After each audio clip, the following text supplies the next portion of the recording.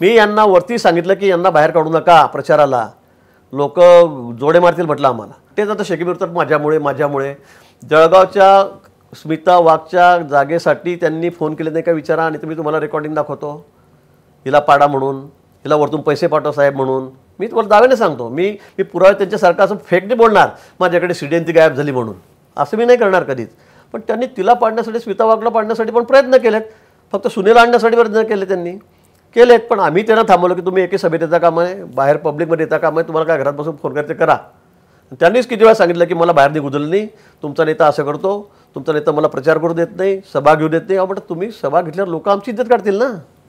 तुम्ही शरद पवारांचे आमदार आहात, इथे सामाजिक गणितही जमत नाही तसे, मग असं नाही होत.